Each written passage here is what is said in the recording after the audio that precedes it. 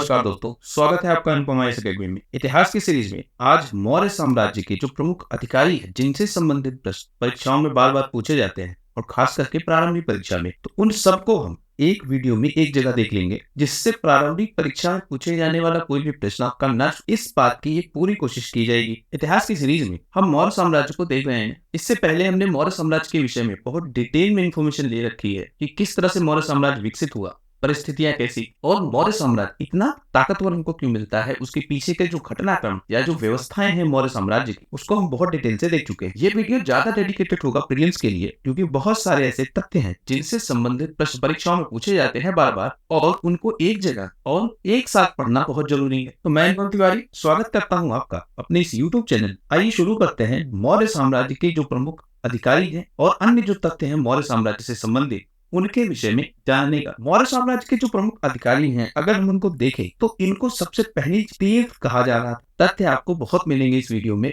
तो आप बहुत ध्यान से देखिए। तो प्रमुख अधिकारी उसको कहा जाएगा तीर्थ, और तीर्थ और उससे संबंधित जो विभाग उनको हम देख ले, क्योंकि इन्हीं से संबंधित प्रश्न आपसे पूछा जाता है कि आपको एक अधिकारी दे दिया जाएगा और पूछा जाएगा कि ये किस विभाग से संबंधित है। तो जैसे मंत्री हम देखेंगे, इनका स्थान कहीं ना कहीं प्रधानमंत्री के रूप में होगा। पुरोहित हम देखेंगे, ये भी हमको प्रधानमंत्री के रूप में मिलेगा। फिर हम देखते हैं सेनापति, ये युद्ध विभाग का मंत्री है। युवराज हम देखेंगे, ये राजा का उत्तराधिकारी। अशोक जब आपको सबसे पहले मिलता है तो इसी रूप में मिलता है, युवराज के रूप में। फिर हम देख लेते हैं समाहर, ये बहुत बार पूछा है, तो ये राजस्व विभाग का प्रधान है, जो टैक्स कलेक्शन का काम वो इसके अंतर्गत आता है।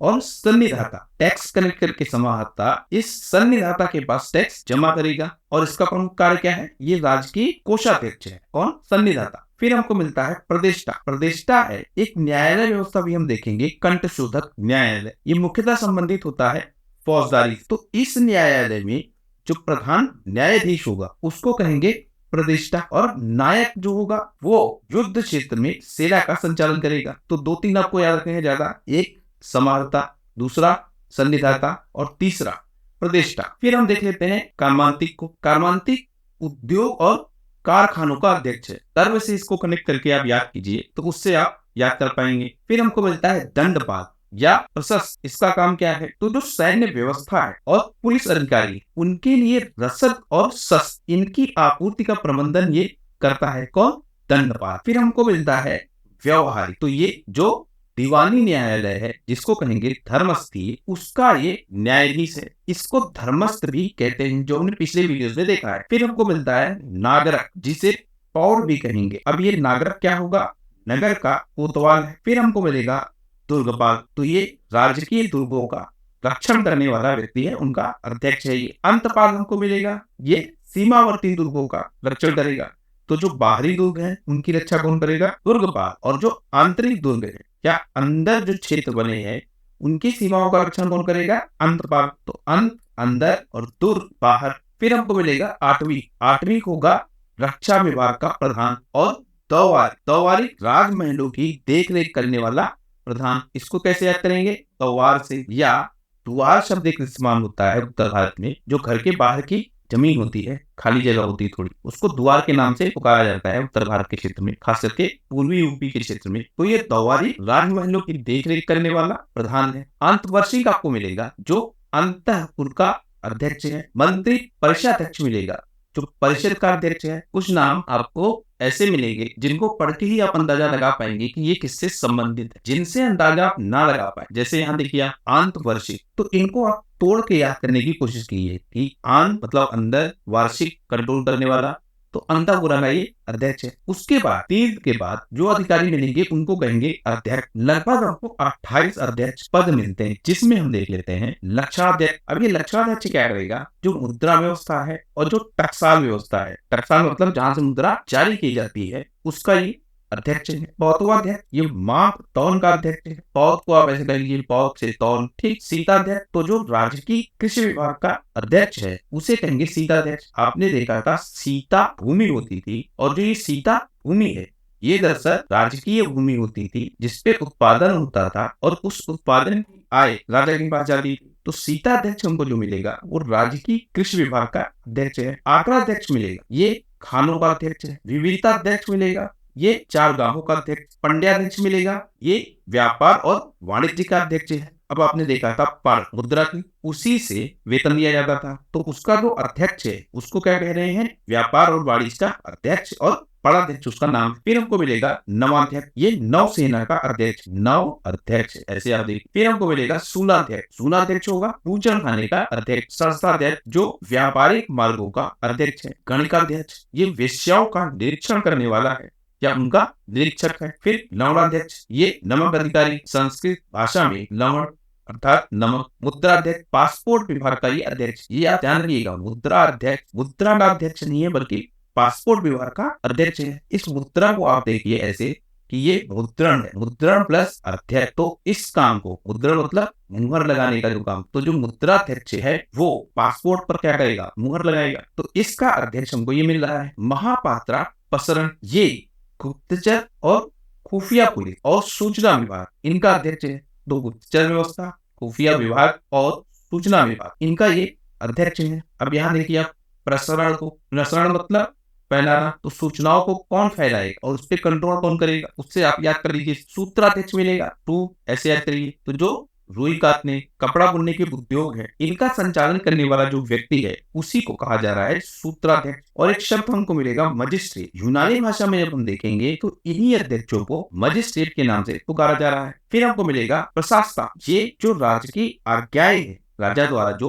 आज्ञाएं ली जाएंगी उनको लिपिबद्ध करने का काम ये करेगा। फिर हमको एक तथ्य मिलता है उपधा परीक्षण। हमने देखा था पीछे कि मंत्री किस प्रकार का होना चाहिए, राजा किस प्रकार का होना चाहिए, इस तरह से सबसे शुद्ध मंत्री की नियुक्ति हो रही थी, ये सब हमने देखा था। तो ये जो उपधा परीक्षण है ये वही परीक्षण है जिसके माध्यम जो मुख्यमंत्री हैं, जो पुरोहित है, उनकी नियुक्ति की जाती थी या उनके चरित्र की जांच पड़ताल की जाती थी, जिससे हमको शुद्ध मंत्री मिल पाए इस मौर्य साम्राज्य में। फिर हम देखते हैं युक्त और उपयुक्त। ये जो युक्त और उपयुक्त है, ये जो केंद्रीय मतलब जो केंद्रीय स्तर के मंत्री हैं और जो अध्यक्ष, इनके नियंत्रण में काम करने वाले ये कर्मचारी, तो जो लिपिक हैं जैसे मान सकते हैं आप, जो इनके अंडर काम करेंगे वो हमको मिलेंगे, जिन्हें कहेंगे युक्त और उपयुक्त। हम इनके जो प्रांतीय विभाजन है वो देखें तो हमको चंद्रगुप्त मौर्य के समय ये 4 मिलेंगे और अशोक के समय आते आते ये 5 हो जाएंगे।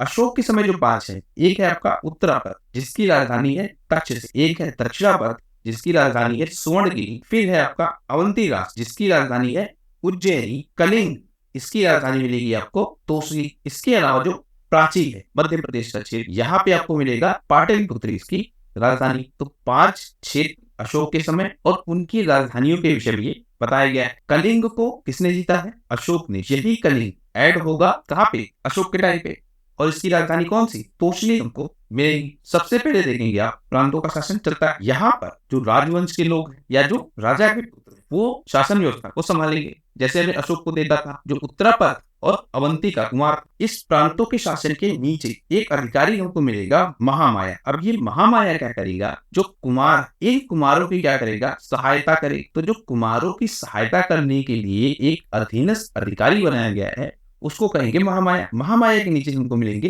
विषयपति। मौर्यकालीन शासन के स्तर हम देखें तो सबसे ऊपर हम देखेंगे एक तो आपका राजा हो गया या साम्राज्य हो गया पूरा, उसके नीचे हमको मिलेगा प्रांत। प्रांत फिर आहार या विषय में होगा, और जो आहार और विषय होगा वो गांवों का एक ग्रुप होगा। तो देखिए सबसे पहले साम्राज्य हो गया, साम्राज्य बटेगा प्रांतों में और प्रांत बटेंगे आहार या विषय में। इनका अधिकारी विषयपति, इनका अधिकारी प्रांतों का कुमार और साम्राज्य का अधिकारी राजा स्वयं। अब इस आहार के नीचे आपको मिलेंगे गांवों का समूह। अब इसमें देख लेते हैं किस तरह के गांवों का समूह हमको मिलता है। सबसे पहले स्थानीय, जिसमें हमको 800 गांवों का समूह मिलेगा। फिर मिलेगा द्रोणमुख, द्रोणमुख में 400 गांव होंगे। खावर्टिक, खावर्टिक में आपको 200 गांव मिलेंगे। संग्रहण, संग्रहण में आपको 100 गांव मिलेंगे। इसको कैसे याद रखेंगे, संग्रहण, संग्रहण को 100 पर लीजिए, 100 गांव का समूह। खावर्टिक पहले का आता है, फिर आता है ख, तो दूसरे नंबर पे आता है ख, तो 200 गांवों का जो समूह है वो क्या है, खावर्टिक। द्रोणमुख, तो आप इसको याद करिए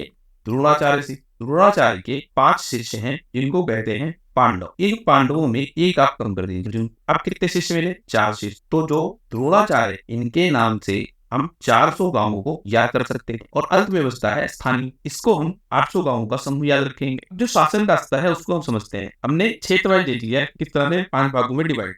फिर हम देख लेते प्रांत है। प्रांत के बाद हम देखेंगे विषयपति मिलेंगे, जो इनकी शासन व्यवस्था को देखेंगे, इसको हम विषय भी कह रहे हैं। इस विषयपति के नीचे हमको मिलेंगे स्थानीय, और स्थानीय के अधीन होंगे, और जो स्थानिक है वो समाहर्ता के अधीन होगा। और फिर मिलेगा आपको गोप, जो होगा स्थानीय के अधीन। और गोप के विषय में हम देखेंगे कि इसका अधिकार क्षेत्र हमको 10 गांवों में मिलता है। अब देखिए ये टैक्स कलेक्शन का सिस्टम है। कैसे? सबसे पहले हो गया आपका गोप, गोप टैक्स कलेक्ट करेगा, 10 गांव होगा। गोप के बाद मिलेगा आपको स्थानिक, और स्थानिक किसके अधीन होगा? समाहर्ता। तो सबसे पहले गोप, फिर स्थानिक, फिर समाहर्ता। इतना समझ गए होंगे आप। आगे देखिए फिर जो प्रांत, ये प्रांत डिवाइड किसमें? विषयों में, और इनका अधिकारी हमको विषयपति मिलता है। इस विषयपति के नीचे स्थानीय नामक अधिकारी जो गांव स्तर पे, जहां पे हमने देखा था 800 गांवों का समूह है, वो हमको मिले। अब पैरेलल सिस्टम समझिएगा, ये विभाजन है शासन व्यवस्था के साथ, और ये विभाजन है टैक्स कलेक्शन के साथ। टैक्स कलेक्शन का काम कौन करेगा और शासन व्यवस्था को कौन देखेगा? विषयपति के नीचे एक मिलता है हमको प्रदेश, ये हमको समाहर्ता के अधीन मिलेगा। और जो आपके स्थानिक हैं, गोप है, ग्राम अधिकारी है, इन सबके कामों की ये जांच करेगा। तो ये पूरा क्षेत्र हो गया राजा के अधीन। अगला क्षेत्र होगा जो अर्ध स्वशासित प्रदेश होगा, जिसमें हम देखेंगे कि जो स्थानीय राजा है उनको मान्यता दी जाएगी कि आप अपने क्षेत्र में अपने हिसाब से शासन व्यवस्था को चलाइए। लेकिन हम देखेंगे इनडायरेक्ट कंट्रोल जो वो इन राजाओं पर भी स्थापित किया जाएगा।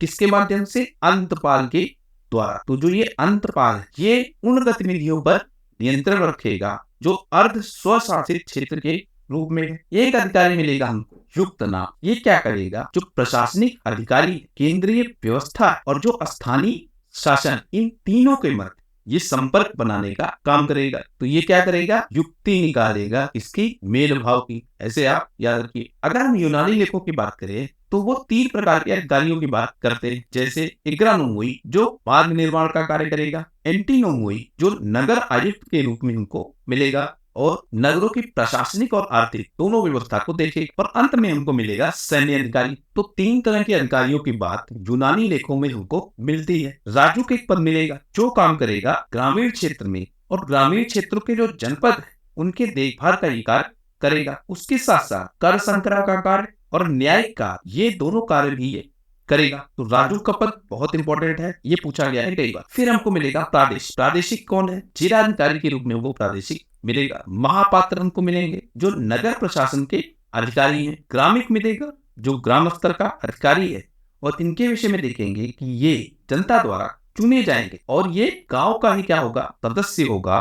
स्थानीय प्रशासन के लिए इसकी नियुक्ति की जाएगी। किसकी? ग्रामीण। फिर हमको मिलेगा नवाध्यक्ष। नवाध्यक्ष क्या करेगा? नौसेना का ये अध्यक्ष है। जैसा अभी हमने शब्द को पीछे भी देख, तो नवाध्यक्ष नौसेना का अध्यक्ष है। न्यायिक व्यवस्था अगर हम देखें साम्राज्य की, तो ग्राम स्तर पे हमको मिलेगा कि जो गांव के लोग वो स्वयं ही निर्णय ले रहे हैं, आपसी सामंजस्य न्यायालय देखे जो व्यवस्था के तहत स्थापित है। तो 2 तरह के न्यायालय हमको मिलेंगे। एक धर्मस्थीय न्यायालय जो मुख्यतः होगा दीवानी अदालत के रूप में, और जो चोरी डकैती के मामले हैं उन सबसे संबंधित केस यहाँ देखे जाएंगे। एक शब्द आप याद रखिएगा, साहस। साहस शब्द इस्तेमाल किया गया है कि जो चोरी के मामले, डाके और लूट के मामले, इनके लिए एक शब्द इस्तेमाल किया गया है साहस। जो कुवचन के अधिकार है, मतलब किसी को भला बुरा कह देना, जो मानहानि के मामले हैं, जो मारपीट के मामले हैं, इनके लिए भी एक शब्द हमको मिलता है जिसे कहेंगे वाक पारुष्य या फिर दंड पारुष्य। तो वाक पारुष्य और दंड पारुष्य, ये दोनों शब्द दीवानी अदालतों में इस्तेमाल होंगे।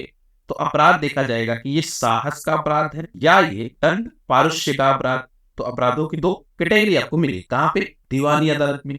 फिर मिलेगा आपको कंठशोधक। कंठशोधक होगा फौजदारी अदालत, और इसमें जो राज्य है और जो नागरिक है उनके मध्य यदि कोई विवाद होता है तो उन विवादों को ये सुलझाएगा। अर्थात जो प्रशासनिक विवाद, उन विवादों को ये सुलझाएगा। व्यवहारिक महापात्र हमको मिलेगा जो होगा नगर न्यायाधीश। रज्जुक हमको मिलेगा, ये शब्द पूछा गया है। रज्जुक होगा जनपद का न्यायाधीश। प्रदेश से मिलेगा हमको जो फौजदारी से संबंधित मामलों को देखेगा और उनका निपटारा करेगा। कौटिल्य अपने अर्थशास्त्र में लिखते हैं कि 3 प्रकार के अर्थदंड होते: पूर्व साहस, मध्यम साहस और उत्तम साहस। अभी हमने देखा था साहस को एक अपराध के रूप में, तो उससे संबंधित जो दंड है वो यहाँ लिखे गए हैं कि ये इनिशियल लेवल का है, ये मीडियम लेवल का है और ये टॉप लेवल का है। तो इसके हिसाब से दंड व्यवस्था स्थापित की गई है। कौटिल्य ने अपनी पुस्तक मौर्य शासन के हमको 4 प्रमुख अंग बताए हैं कि इन्हीं के बेसिस पे मौर्य शासन टिका हुआ, जिसमें धर्म, व्यवहार, चरित्र और राज्य शासन शामिल। तो ये 4 प्रमुख अंग है मौर्य शासन व्यवस्था। गुप्तचर व्यवस्था हमने देखी थी, कितनी जटिल थी, और उसके साथ साथ स्त्रियों का प्रवेश हम देख रहे थे गुप्तचर व्यवस्था में, जिनको तीरंदाजी सिखाई गई थी। तो उनमें हम देख महामात्याप सर्प नामक अधिकारी हमको मिलेगा, जो किसके कंट्रोल में होगा? महामात्य के, अर्थात प्रधान मंत्री। गूढ़ पुरुष शब्द मिलेगा हमको, और ये इस्तेमाल किया जाएगा गुप्तचरों के लिए। 2 तरह की गुप्तचर हम मौर्य साम्राज्य में देख, एक संस्था जो किसी स्थान विशेष पर रहकर गुप्तचर व्यवस्था को संचालित करेगी, और दूसरी संचरा, ये होंगे आपके वक्र, जो सूचना को एक स्थान से दूसरे स्थान तक ले जाएंगे। इसको आप याद रखिए कैसे, संचार साथ, इनका काम यही तो होता है कि एक स्थान से दूसरे स्थान तक सूचना को पहुंचाना। तो संचार जो होगा वो सूचना को एक स्थान से दूसरे स्थान तक पहुंचाने का काम करेगा, और संस्था इंफॉर्मेशन को एक स्थान पर रहकर कलेक्ट करने का काम करेगा। ओवरसियर नामक शब्द हमको मिलता है, ये भी गुप्तचरों को कहा जाएगा, और कहा किसने है? एरियन ने, इतिहास का। इंस्पेक्टर शब्द मिलेगा, इसको भी गुप्तचर ही कहेंगे, और कहा किसने है? स्ट्रैबो ने। तो गूढ़ पुरुष को कौटिल्य ने गुप्तचर कहा है, ओवरसियर को एरियन ने गुप्तचर कहा है, और इंस्पेक्टर को स्ट्रैबो ने गुप्तचर कहा है। और 2 तरह के गुप्तचर हैं, ये हम देख पा रहे हैं। एक शब्द मिल रहा है आपको संति, तिसरा और शरद। तो ये शब्द आपको जब मिलेंगे, ये संबंधित है किससे? नर गुप्तचर से। और इसी तरह से ऋषि, भिक्षुकी और परिव्राजक, ये परिव्राजक आप याद रखिएगा, ये संबंधित है किससे? स्त्री गुप्तचर से। एक कथन है जस्टिन का, इसने चंद्रगुप्त की जो सेना है उसको डाकुओं का गिरोह कहा। तो ये शब्द प्रारंभिक परीक्षा में आपसे पूछा जा सकता है। 2 प्रकार के जंगलों का वर्णन है, जिसमें हम देखेंगे हस्तीवन और द्रव्यवन। वार्ता मिलेगा आपको, ये संबंधित होगा कृषि, पशुपालन और वाणिज्य से। तो ये माना जाता है जो अर्थव्यवस्था है मौर्य साम्राज्य की, वो इन्हीं तीनों पे टिकी है, कृषि पर, पशुपालन पर और वाणिज्य पर। तो इन तीनों को मिलाकर क्या कहा जाता है? वार्ता। एक शब्द मिलेगा आपको सेतुबंध। सेतुबंध होगा वो अधिकार जो राज्य की तरफ से सिंचाई व्यवस्था का प्रबंध करे। हमने देखा था कि सिंचाई के लिए राज्य एक कर लगा रहा था अलग, और उस कर के कलेक्शन से सिंचाई व्यवस्था को ये लोग डेवलप कर रहे थे, और उन्हीं से कर वसूला जाता था जो इस सिंचाई व्यवस्था से लाभ उठाते। तो सेतुबंध अधिकारी है जो सिंचाई व्यवस्था का प्रबंध करेगा। भूमियों के प्रकार दिए गए हैं अर्थशास्त्र, जिसमें हम देखेंगे कृष्ट, कृष्ट कहेंगे जुती हुई भूमि को, आकृष्ट, आकृष्ट कहेंगे बिना जुती हुई भूमि को, स्थल मिलेगा ऊंची भूमि के रूप में, और अदेव मात्रक, अदेव मात्रक शब्द इस्तेमाल होगा ऐसी भूमि के लिए जिसको बिना वर्षा के अच्छी तरह से जोया बोता जा सकता है या उससे उपज उत्पन्न की जा सकती है। तो ये भूमि कौन सी होगी? अदेव मात्रक। करों के प्रकार जो है, जैसे हमने देखा सीता, तो ये राजकीय भूमि से प्राप्त आय है। फिर हम देखेंगे प्रवेश। प्रवेश है आयात कर, निष्क्राम में। अब ये देखिए, ये प्रवेश पे लग रहा है कर, अर्थात ये आयात है, ये निकासी पे लग रहा है कर, तो ये क्या हो गया? निर्यात कर। फिर देखिए भाग, ये कृषकों द्वारा उत्पादित सामग्री से प्राप्त कर एक हिस्सा लेते हैं कर के रूप में। फिर मिलेगा प्रणय। प्रणय होगा आपातकालीन कर, जब प्राण जाने वाले हों तब दिया जाएगा प्रणय, और प्राण कब जाएंगे? आपात में। इससे आप तरीक कर लीजिए। फिर मिलेगा बलि। बलि है भूरा, जो एक निश्चित कर। हिरण्य मिलेगा, जो हमने देखा था, इसके विषय में हमको बहुत डिटेल से जानकारी नहीं है। एक चीज हमको पता है कि ये नगर में लिया जाता था। फिर हमको मिलेगा विष, और ये क्या है? बेगार के रूप में श्रम, और उस श्रम के द्वारा टैक्स अदा किया जाता था। मतलब लोग बिना पैसे के मजदूरी करते थे, और वह टैक्स के रूप में कैलकुलेट होती थी। भूस्वामी जो, उनके भी प्रकार हमको मिलते हैं, जिसमें हमको क्षेत्र मिलता है। क्षेत्र होगा भूमि का स्वामी। उपवास हमको मिलेगा, जो होगा काश्तकार। और स्वाम्य हमको मिलेगा। स्वाम्य जब किसी को मिलता था, ये एक तरह का क्या है? अधिकार। तो जब किसी को स्वाम्य मिल जाएगा, अब इसको क्या कर लीजिए? स्वामी कर ली, स्वामी से स्वाम्य। तो जब किसी को स्वाम्य मिल जाएगा, उसके बाद ही वह भूमि को खरीद या बेच सकता है। तो ऐसी ही भूमि को खरीदा या बेचा जा सकता है जिसका स्वाम्य जारी किया गया है। निर्याकस नामक इतिहासकार ये लिखता है कि कुछ जातियों को सामूहिक खेती किए जाने का प्रमाण मिलता है। तो आपसे पूछा जाए कि सामूहिक खेती का प्रमाण देने वाला कौन सा इतिहासकार है, तो वो मिलेगा आपको निर्याकस। प्रमुख उद्योग देख लेते हैं, टूप काटना और कपड़े बुनना, 6 प्रमुख उद्योग उनको मिलता है मौर्य साम्राज्य में। और इससे संबंधित जो पद है वो देख लेते हैं अपन। प्राणाध्यक्ष हमको मिलता है, ये क्या करेगा? कारखानों में जितनी वस्तुएं बनी है, इनको बाजारों में किस प्रकार से बेचा जाए, पड़ों में किस प्रकार से बेचा जाए, उसका ये अध्यक्ष है। श्रेष्ठी मिलेगा, जो व्यापारिक श्रेणियां है या संघ है व्यापारियों की, उनका ये मुखिया है।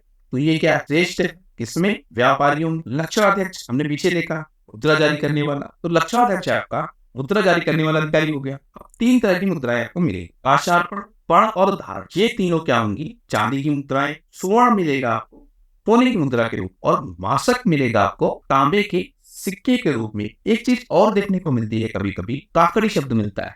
काकड़ी होगा जो तांबे के सिक्के हैं, इनका जो छोटा प्रारूप, मतलब छोटे तांबे के जो सिक्के हैं उनको कहेंगे काकड़ी। फिर हमको मिलेगा रूपदर्श। रूपदर्श क्या काम करेगा? ये मुद्राओं का परीक्षण करने वाला अधिकारी है, ये जारी करेगा और ये क्या करेगा? परीक्षण करेगा। व्यापार के विषय में देख लेते हैं मौर्य साम्राज्य में, तो हमको मिलेगा काशी और कुंड, ये रेशमी वस्त्र के लिए प्रसिद्ध होंगे। काशी, वंग, कुंड, कलिंग और मानवा ये प्रसिद्ध होंगे सूती वस्त्र के लिए। वंग प्रसिद्ध होगा मलमल के लिए, और यहाँ का मलमल पूरी दुनिया में फेमस था। दुकोन मिलेगा हमको श्वेत व चिकने वस्त्रों के लिए। छाव मिलेगा हमको रेशमी वस्त्रों के लिए, और एक शब्द मिलेगा आपको महाश्रेणी। ये जो महाश्रेणी होगा, तो जो श्रेणी व्यवस्था या व्यवसायियों की संघीय व्यवस्था जो उसका ये अध्यक्ष और उनके न्यायालय का प्रधान के रूप में हमको मिलेगा। फिर एक मिलेगा आपको एग्रोनोमई। एग्रोनोमई क्या करेगा? मार्ग निर्माण का ये अधिकारी है। और एक उल्लेख हमको मिलता है कि 10 स्टेडिया, स्टेडिया क्या है आपका? ये दूरी मापने की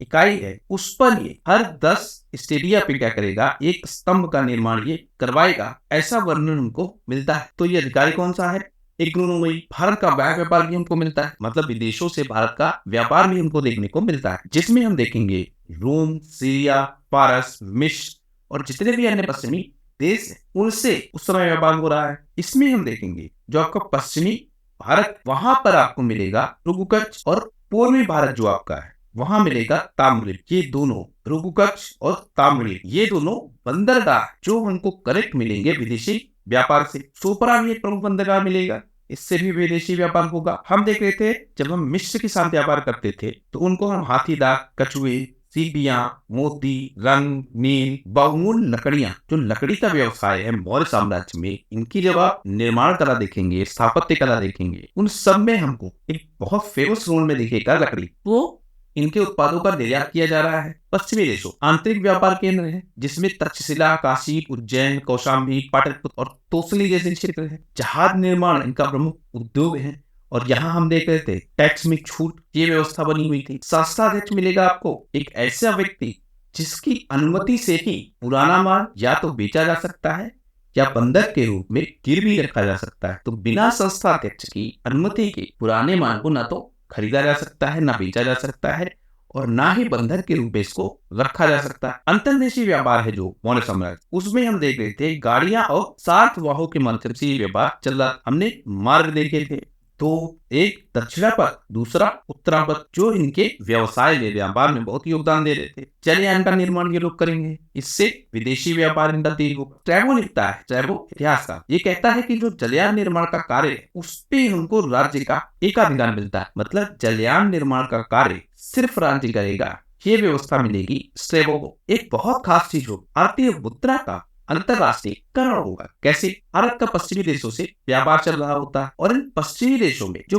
बैक्टीरिया का क्षेत्र है वहां से भी भारत का व्यापार हो रहा है। तो इस बैक्टीरिया के क्षेत्र में व्यापार को सुगम तरीके से चलाने के लिए, अच्छे से व्यापार हो, वहां का जो राजा एंटियोकस प्रथम, इसने क्या किया? सेल्यूकस जो राजा था, सेल्यूकस, इसका भारतीय क्षेत्रों में अधिकार, खास करके सिंधु नदी के इस पार। तो ये सेल्यूकस इसी तरह का एक अधिकारी, हमने पीछे बहुत डिटेल से देखा है। तो ये एंटियोकस प्रथम क्या करता है? सेल्यूकस के साथ अपने व्यापारिक सुगमता को बढ़ाने के लिए जो भारतीय मानक के सिक्के, इनको जारी करना प्रारंभ कर देता है। और यहाँ पे एंटियोकस के साम्राज्य में जो मानक चल रहा था वो कौन सा? एटिक मानक। तो एटिक मानक के स्थान पर भारतीय मानक को किसने अपनाया? वो है बैक्टीरिया का राजा एंटियोकस प्रथम, और भारत की तरफ से सेल्यूकस ने इसमें पार्टिसिपेट किया। एरियन नामक इतिहासकार बताता है कि जो भारतीय व्यापारी है वो मुक्तावेश यूनान के बाजारों में जाते हैं। तो यूनान के क्षेत्र से भारत का व्यापार लगातार चल रहा है, इसका वर्णन इतिहासकार लगातार मिलेंगे आपको करते हुए। मिस्र के साथ भारत का व्यापार है, और हम देखेंगे मिस्र और भारत के मध्य व्यापार को बढ़ाने के लिए जो आपका टामली है, इसने क्या किया? लाल सागर पर एक बंदरगाह बनवाया जिसका नाम है बर्निस। तो बर्निस बंदरगाह का निर्माण काम करवाएगा टामली। कहां पर? लाल सागर पर। किस लिए? मिस्र और भारत के व्यापार को बढ़ाने के लिए। सामाजिक व्यवस्था अगर हम देखें मौर्य साम्राज्य, तो अर्थशास्त्र में शूद्रों को आर्य कहा गया है। यही जब हम देखेंगे वैदिक परम, तो जो श्रेष्ठ जन है उनको कहा जाएगा आर्य, और अर्थशास्त्र में शूद्रों को आर्य कहा गया है। शूद्रों और मलेच्छों में भिन्नता पाई गई। जैसे हम आपका देख रहे थे चांडाल, तो ये चांडालों जैसा ही ये सिस्टम है जिनको कहा जा रहा है मलिक। तो शूद्र और मलेच्छ इन दोनों को अलग अलग माना जा रहा है। पशुपालन के कार्य, वाणिज्य के कार्य जिनको कहा जाता है वार्ता, इन कार्यों को करने का अधिकार शूद्रों के पास है। शूद्रों को इसके अलावा कृषि करने का, सेना में भर्ती होने का और संपत्ति रखने का अधिकार है। तो जो आपको वर्णन मिल रहा था पीछे कि केवल क्षत्रिय लोग ही सेना में होंगे, जो मेगस्थनीज कह रहा था, वो बात यहाँ पे आपको खारिज होती हुई दिख रही है, क्योंकि शूद्र सेना में निकिया भर्ती हो रहे हैं। यहाँ तक जो आपका अर्थशास्त्र ये कहता है कि चारों वर्णों के लोग सेना में भर्ती हो सकते, तो इससे भी मेगस्थनीज की जो बात है वो गलत साबित होती है। जो महर्षि पाणिनि है, इन्होंने क्या किया, जो शूद्र है इनको भी दो श्रेणी में बांट दिया। एक को कहेंगे निर्वसित और दूसरे को कहेंगे अनिर्वसित। तो ये दो श्रेणी है, निर्वसित और अनिर्वसित, जो शूद्रों से संबंधित है। और विभाजन किसने किया है, पाणिनि ने। मेगस्थनीज क्या कहता है कि भारत में 7 जातियां हैं, जैसे इसने पीछे बताया था, दार्शनिक, किसान, सैनिक, कारीगर, शिल्पी, अहीर, निरीक्षक और सभासद। मौर्य साम्राज्य में जो हम चीज देख पा रहे हैं, स्त्रियों की दशा में सुधार हो रहा है। स्त्रियों को सैनिकों के रूप में, गुप्तचरों के रूप में, राजा के संरक्षक के रूप में नियुक्त किया जा रहा है। तलाक की अनुमति इनको मिली हुई है, और कौटिल्य ने तलाक को मोक्ष कहा है। ये तथ्य आप ध्यान रखिएगा, बहुत इंपॉर्टेंट। मोक्ष किसने कहा है तलाक को, तो हमको कौन मिलता है, कौटिल्य। वेश्यावृत्ति को राजकीय संरक्षण मिला है, और हम देख रहे थे अधिकारी हैं जो इनकी व्यवस्थाओं को देख रहा था। वेश्यावृत्ति में हम देखेंगे 2 तरह की वेश्यावृत्ति चल रही थी। एक स्वतंत्र वेश्यावृत्ति, और इनको करने वाले को कहा जाता था रूपा जीवा। दूसरा संस्थागत वेश्यावृत्ति, और इसका अध्यक्ष हमको मिलता है कौन, गण का अध्यक्ष। तो वेश्यावृत्ति में संस्थागत वेश्यावृत्ति और स्वतंत्र वेश्यावृत्ति, ये दोनों हमको देखने को मिलेगी। सती प्रथा की बात करें हम, तो अर्थशास्त्र में इसका उल्लेख हमको नहीं मिलता है, लेकिन यूनानी लेखों में हमको मिलता है। आपने देखा था कि जब अलेक्जेंडर पोरस से युद्ध के बाद वापस होता है, उस समय सिंध के क्षेत्रों में, आसपास के क्षेत्रों में ये युद्ध करता है, और वहां पे सबसे पहला हमको प्रमाण मिलता है सती प्रथा का। तो इसीलिए यूनानी लेखक सती प्रथा की बात करेंगे, परंतु अर्थशास्त्र सती प्रथा की बात नहीं करेगा, या अर्थशास्त्र में हमको सती प्रथा का प्रमाण नहीं मिलता है। श्रम का अधिकार, इसमें यह देख ले, जो पुरुष है इनको भी श्रम का अधिकार है, और जो पुरुष कलाकार है इनको कहा जा रहा है क्या, रंगोपजीवी। और रंगोपजीविनी शब्द इस्तेमाल किया जा रहा है स्त्री कलाकारों के लिए। तो स्त्री और पुरुष दोनों को श्रम का अधिकार है। एक भोज हमको मिलता है प्रवहरण नाम से। ये प्रवहरण क्या है, एक सामूहिक भोज है। एक शब्द हमको मिलता है अनिष्कासिनी। तो अनिष्कासिनी किसके लिए है, ये मान रहे हैं कि जो संभ्रांत घर की क्रिया है वो घरों से बाहर नहीं जाती है और घरों में ही रहती है, अर्थात पर्दा पर। तो उनको कहेंगे अनिष्कासिनी, मतलब जो बाहर नहीं निकलती है। दास प्रथा के विषय में देखें तो मेगस्थनीज जो स्ट्रेबो जैसे लेखक ये कहते हैं कि दास प्रथा ठीक ही नहीं। वहीं हम देखें त्रिपिटक, यहाँ पे 4 प्रकार के दास दिए गए हैं। कौटिल्य की बात करें तो ये 9 प्रकार के दासों का वर्णन करते हैं। तो दास प्रथा भारत में उस समय मौजूद थी, इसके साक्ष्य को मिल रहे हैं। लेकिन दासों को भी संपत्ति रखने का और उनको बेचने का अधिकार मिला हुआ है। धार्मिक व्यवस्था हम देख लेते हैं तो देवताकार शब्द मिलेगा। ये वो व्यक्ति है जो देव मूर्तियों को बेचने का काम करता है, मतलब देव मूर्तियां, देवताओं की मूर्तियां उनको बेचने का काम करता है, उसको कहेंगे देवताकार। और ये शब्द किसने इस्तेमाल किया है,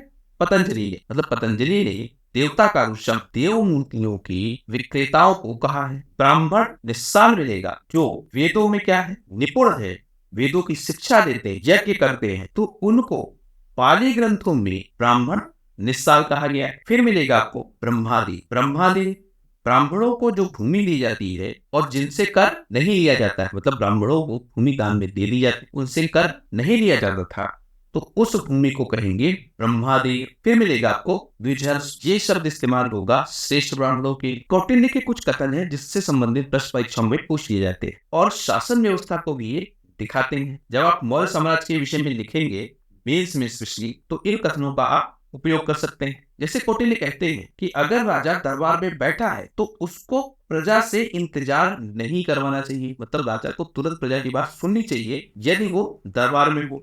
दूसरा, प्रजा के सुख में ही राजा का सुख है और प्रजा के हित में ही राजा का हित है। ये दोनों कथन किसके हैं, कौटिल्य के। ये एग्जैक्टली कथन देके आपको पूछ लेगा कि ये किसने कहा। अर्थशास्त्र के विषय में जैसे हम देखें चाणक्य की पुस्तक, इसमें हम देखें तो 15 आपको अभिकरण मिलेंगे और 180 आपको प्रकरण मिलेंगे। 15 भाग हैं और 180 उपभाग हैं। ठीक, इसका जो छठा अभिकरण, इसी में हम देखेंगे सप्तांग सिद्धांत दिए गए हैं।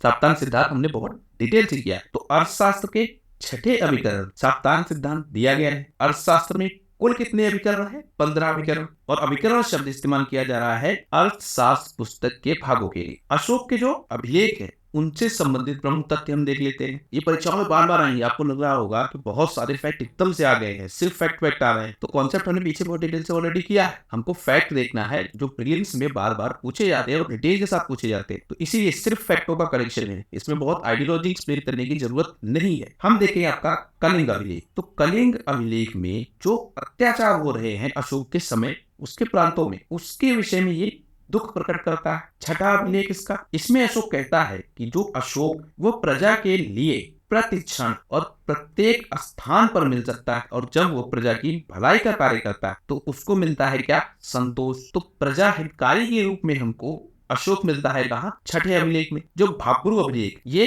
अशोक का सबसे लंबा स्तंभ लेख, ये आप ध्यान रखेंगे। जो इसका तीसरा अभिलेख, ये धम्म के विषय में बताता है और ये कहता है अल्प संग्रह करो और अल्प व्यय करो। तो धम्म जिस अभिलेख में लिखा गया है या जो अभिलेख धम्म के विषय में बताता है वो कौन सा? तीसरा अभिलेख। फिर मिलेगा आपको सांची सारनाथ के लघु स्तंभ लेख। ये क्या है? इनमें हमको कौशाम्बी और पाटलिपुत्र के जो महापात्र है वो जब संघ में फूट डालने की बात करते हैं तो उनको निर्देश देने के लिए ये स्तंभ लेख हमको मिलता है। लुम्बनदेही का अभिलेख जिसमें भूमिकर की बात है और स्पेशली लुम्बनी के क्षेत्र में। रामपुरवा का स्तंभ लेख, ये वृषण के चिन्ह को धारण किए हैं, मतलब इस स्तंभ पे वृषण का चिन्ह है या हम कहें बैल का। लौरिया नंदनगढ़ का अभिलेख, इसमें हमको सिंह का चिन्ह मिलता है। सारनाथ 4 सिंहों की आकृति है, राजकीय चिन्ह यही से लिया गया है और ये बताता है किसको? बुद्ध के धर्मचक्र प्रवर्तन को। तो जो ये 4 सिंह है ये बुद्ध के धर्मचक्र प्रवर्तन को बताते हैं। स्तूपों का हम प्रथम उल्लेख देखेंगे तो वो हमको कहाँ मिलेगा? ऋग्वेद में। और इनका अगर शाब्दिक अर्थ समझना चाहे तो उसको कहेंगे ढेर और थूहा। अशोक के कुल हम कितने स्तंभ लेख देखते हैं तो वो मिलते हैं हमको 17। जो कांधार अभिलेख है वो ये बताता है कि अशोक की जो नीतियां वो जंगलों में रहने वाले लोगों पर भी लागू होती है। तो पहेलिये और मछुआरों पर अशोक की नीतियां लागू होती है, ये कौन बताता है? कांधार अभिलेख। फिर एकाश्व स्तंभ लेख जो है अशोक के, एकाश्व का मतलब एक ही पत्थर को काट पीट के ये लोग स्तंभ लेख बनाते हैं, मतलब उसमें कोई ज्वाइंट नहीं है। तो एकाश्व स्तंभ जो लेख है वो बनेगा चुनार के बलुआ पत्थर से। कुछ गुफाएं हैं जिससे संबंधित प्रश्न पूछे जाते हैं। तो जो बराबर की पहाड़ी गुफाएं हैं इनका निर्माण करवाया किसने? अशोक ने। जो नागार्जुनी पहाड़ियों की गुफा है ये दशरथ ने, जो कौन है? मौर्य साम्राज्य के वंशज। इन्होंने जो आजीवक संप्रदाय के लोग हैं उनको इस गुफा को दिया था। गोपिका वैजर गुफा, ये दशरथ द्वारा निर्माण की गई गुफा है और ये भी आजीवकों के लिए बनवाई गई है। कुछ अन्य तथ्य देख लेते हैं। एलियन हमको मिलता है, ये चंद्रगुप्त का जो राजप्रसाद है उसको कहेगा सूसा और एकवतना। पालीग्रोथा क्या कहेगा? पालीग्रोथा क्या है? जो यूनानी लेखक हैं, जो लैटिन लेखक हैं, ये सारे लोग पाटलिपुत्र को पालीग्रोथा के नाम से पुकारेंगे। सुगाटिया है, ये मुद्रा राक्षस में जो चंद्रगुप्त मौर्य और धनानंद इनके बीच हुए संघर्षों का वर्णन है। उस पुस्तक राजप्रसाद जो है चंद्रगुप्त मौर्य का, उसको कहा गया है क्या? सुगाट। फिर मिलता हमको फाहयान का वर्णन जो विदेशी यात्री है, ये आता है 4वीं शताब्दी में भारत। और इसने क्या कहा है कि जो मौर्य के राजप्रसाद वो देवदूतों द्वारा निर्मित है। फिर आता है आपका इंसान, ये भी पाटलिपुत्र के खोए हुए वैभव की वर्णन करता है। फिर मिलेगा आपको कर्टियस, ये सफेद स्टील का विवरण देगा। एलियन, ये आपको चमड़े के श्वेत जूते का, मतलब सफेद रंग के जूते चमड़े के बने, उनका ये वर्णन देगा। नियाकस, ये क्या करेगा? सूती वस्त्र का विवरण देगा। तो इस वीडियो में हमने एक साथ बहुत सारे तथ्य देखे। इन तथ्यों को आप 2-3 बार रिपीटेड वे में देख लीजिएगा, अपने हिसाब से शॉर्टकट बनाने की कोशिश कीजिएगा, तभी इन तथ्यों को आप याद रख पाएंगे। आशा करता हूँ कि वीडियो आपको पसंद आया होगा। अगर वीडियो आपको पसंद आए तो प्लीज लाइक कीजिए इस वीडियो को, सब्सक्राइब कीजिए इस चैनल को और इस चैनल को ज्यादा से ज्यादा लोगों तक शेयर कीजिए, जिससे हम लोग ज्यादा से ज्यादा लोगों तक अपनी पहुंच को बना सके। आपका हमसे जुड़ने के लिए बहुत बहुत धन्यवाद। आपका दिन शुभ हो।